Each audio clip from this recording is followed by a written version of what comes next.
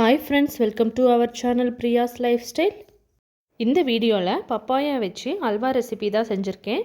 வாங்க எப்படி செய்கிறதுன்னு பார்க்கலாம். நல்லா பழுத்த பப்பாளியா இந்த அளவு எடுத்துக்கிறேன். இதுக்கு தேவையான அளவு நட்ஸ் எடுத்துக்கலாம். நான் பாதாமை மட்டும் கட் பண்ணி வச்சுக்கிறேன்.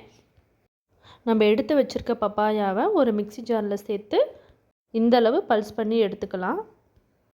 இப்போ ஒரு பேனில் 4 ஸ்பூன் கீ சேர்த்து நம்ம எடுத்து வச்சுருக்க நட்ஸை நல்லா செவக்க வறுத்து எடுத்துக்கலாம்.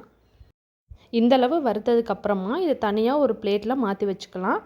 இப்போ அதே நெய்யில் அரைச்சி வச்சுருக்க பப்பாயா பேஸ்ட்டை சேர்த்து நல்லா மிக்ஸ் பண்ணிக்கலாம். ஒரு 5 மினிட்ஸ் நல்லா மிக்ஸ் பண்ணதுக்கப்புறமா இந்த மாதிரி தான் இருக்கும். இதில் நம்மளுக்கு தேவையான அளவு சுகர் சேர்த்துக்கலாம். ஆல்ரெடி நான் எடுத்திருக்க பப்பாயா நல்லா இனிப்பாக தான் இருக்குது. அதனால் சுகர் நான் கம்மியாக தான் சேர்த்துருக்கேன். சேர்த்து நல்லா மிக்ஸ் பண்ணிக்கணும். இப்போ ஒரு ஏலக்காயை தட்டி சேர்த்து அகெயின் 5 மினிட்ஸ் நல்லா மிக்ஸ் பண்ணிக்கிட்டே இருக்கணும். நம்ம மிக்ஸ் பண்ண அது நல்லா திரண்டு வரும். இப்போ ஒரு ஸ்பூன் கீ சேர்த்து மிக்ஸ் பண்ணிக்கலாம். அகெயின் ஒரு 5 மினிட்ஸ் நல்லா மிக்ஸ் பண்ணதுக்கப்புறமா நம்மளுக்கு அல்வா பதத்துக்கு வந்துடும். இதில் ஒரு ஸ்பூன் கண்டென்ஸ்டு மில்க் சேர்த்துக்கலாம். இது ஆப்ஷனல் தான்.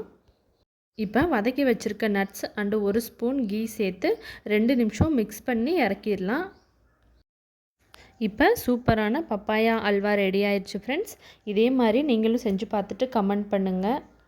நம்ம சேனலை லைக் பண்ணிக்கோங்க, சப்ஸ்கிரைப் பண்ணிக்கோங்க, பக்கத்திலே இருக்க பெல் ஐக்கானே கிளிக் பண்ணிக்கோங்க. தேங்க்யூ ஸோ மச் ஃபார் வாட்சிங் ஃப்ரெண்ட்ஸ்.